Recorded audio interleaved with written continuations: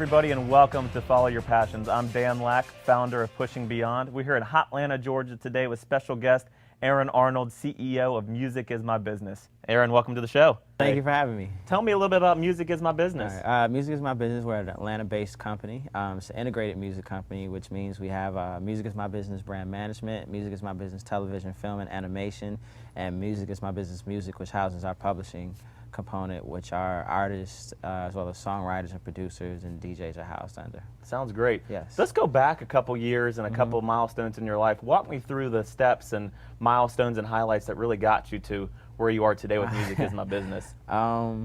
Take us to the beginning. To the beginning.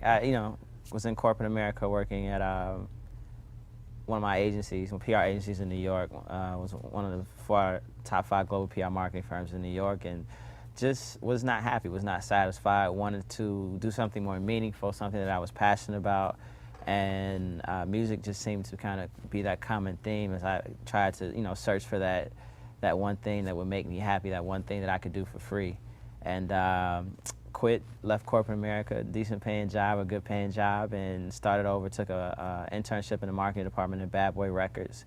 For free, and then after that 6-month stint was over, I had the opportunity to work for Sean Combs as an assistant for free, and but that was a year and a half of just an amazing opportunity, amazing experience, and I was able to take that experience plus my corporate marketing and branding experience and create Music Is My Business. So that's amazing. So let's back up for a second. I'm really intrigued by, you go into corporate America for a number of years doing corporate PR. And talk about a little bit about what with the point when you realized it just wasn't for you anymore. How did you? What was wrong with it? I was getting sick, honestly. I had. It's funny because I had never been in a situation where I had the money that I needed. Like I was paying all my bills and then some with one check. And so I was making good money, but I was just miserable. Like I was using all my sick days and I wasn't sick, and it was just like, dude, this just can't be my life. I kind of just like, what will I be doing in 5 years? And I could not see myself doing that. And, you just kind of have to search deep and figure out, one, you have to come to an honest place with yourself and say, okay, this is what I want to do. But then once you figure out what you want to do, you have to have just enough courage and enough faith, really, to say, I'm going to pull the trigger and execute that dream or that vision. And fortunately, I had some good people around me that kind of gave me some good advice, and it kind of just closed my eyes and jumped into it, and there was water at the end. Sure. So not happy with your job, realized maybe music was what you were really passionate about. Right. And wanted to go with the best, with Bad Boy. Right. And let's talk a little bit about the pressure you must have felt from going from a paid job in corporate America to a non-paying, internship, if you will, an opportunity with Bad Boy. I mean, as we've talked before, I've always had this theory, there's never a perfect time to take a great opportunity. And for me, this was that great opportunity to have an opportunity to go to a brand like Bad Boy Records and have an opportunity to later work with, one of the best that is still currently doing it, is Sean Combs. And, my vision in coming to this business was to be that next generation of executives to influence music or business. So it was very strategic in where I went, but scary. Like you're in New York, you don't know where your money, your next check is going to come from. At one point, I was 2 months behind on my rent, but my landlords were just like, they believed in what I was doing, so they didn't sweat me about it.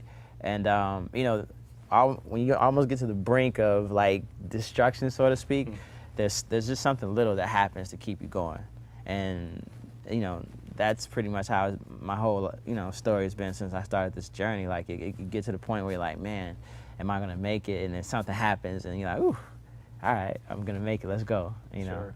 Well, you talk about the importance of having mentors and coaches along the way, and how that's really helped you. Right. You recognized music was something you wanted to get into, and you went straight to the top. How do you go about finding that perfect coach or perfect mentor? I mean, you've certainly got one of the best in the businesses. Sean Combs helping you along the way. Right. What do you say to people who need that words of encouragement on how to go find the perfect mentor? I mean, I don't think there is any formula. I feel like if you want it bad enough, you'll figure it out. I was just fortunate that I had, I wouldn't have gotten to Mr. Combs if I didn't start marketing an internship with Bad Boy. And, I was able to take that internship and, I guess to an extent, prove myself that I was worthy of being within that environment. And then, as fate would have it, one of his other executive assistants quit, and I was able to fill in for that person while they were searching for that. And told him kind of my vision. I had the opportunity to sit in front of him and told him my vision, and I just never left for that year. So it's really no formula. You just kind of just have to have faith in a vision, and I believe if you have that vision, somehow, some way, you'll get to to where you need to be. It might be when you least expect it, but like everything for me has kind of been when I least expected it. Sure, and one of the things I love about your story is you get to the top, you're being mentored and coached by Sean Combs, and then you resign to start your own passion, to really take that dream to the next level and start your own business with Music Is My Business, which is fantastic. You know, you're at the top of your game, and now Music Is My Business is a phenomenal company based out of here in Atlanta. But let me ask you a tough question. How do you really define true wealth? Happiness and purpose. You know, I think it doesn't make sense to, well, for me at least, it doesn't make sense to have $1 billion in the bank and you have no purpose, as far as no legacy to leave. I think every person, man or woman, when it's all gone, obviously you can't take money with you, but you can leave a legacy. And you know, my goal was to inspire that next generation of not only just executives, but just to instill the entrepreneurial spirit within people, to say, look at me, I did it, I'm doing it. You know, it's possible, because, you know, it sounds, ideal and naive, but, you know, I want to see people happy. You know, I want to see people pursuing and following their dreams, and I think that we are part of that generation that kind of understands that and realizes that, and is willing to take that chance. And subsequently, other people that are younger and even older will see us as kind of like the catalyst for creating that environment. Sure. So from corporate PR to Bad Boy to now Music Is My Business, I've got to imagine you encountered a lot of obstacles around the way. Right. How do you kind of conquer your fears when it's challenging and the world's telling you no and you want to scream yes? I think, you know, fear is good, at least for me, because it keeps you humble, it keeps you honest, it continuously lights that fire. Like, I have a fear of failure.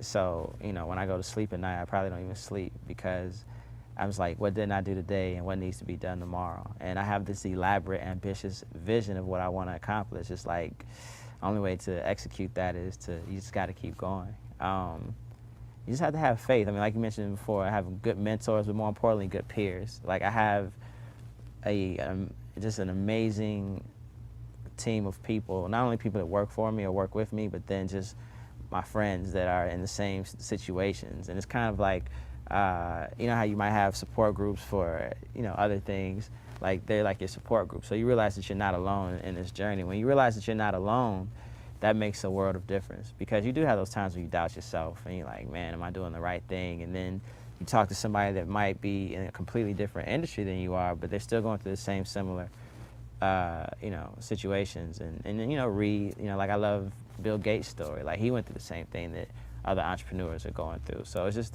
like, there's some things that no matter how the world changes, how technology evolves, there's certain things that will always happen, and there's no shortcuts to this journey at all. Sure. Not at all. Why do you do what you do? Because I love music. You know, I love music, and I love I never wanted to just be ordinary or average. You know, I wanted to be great, and hopefully what I'm doing and what we're doing as a company will create platforms and content that will change people's lives and for years to come. You know, people that maybe we won't ever meet, but we'll still be able to touch their lives in some form or fashion. And sure. I think that is the definition of being great, not money, but having that impact on you know, people's lives. Sure. What do you say to that individual out there that's thinking right now they're not happy with their current opportunity, and they've got a couple ideas, but they're scared to take that jump? Right. How do you take that jump? I say walk into work and resign, and then trust your instincts and follow your heart. And it's as simple as that. Because if you think about it, you're gonna hesitate. You know, again, it's like running a race. Like, once the starting blocks, you can't. If you hesitate, you lose seconds. You could lose the race. So you kind of just have to go. You know, and the reason I say that, because when I ran track when I was in high school, and I remember, like, you're in the starting blocks and your eyes are closed and you hear that gun go off, and then you just jump out, and then eventually you come up and you open your eyes and you see what's in front of you, and then you just keep running to the finish. And so that's basically, I think, what we're all doing, running to the finish. Sure.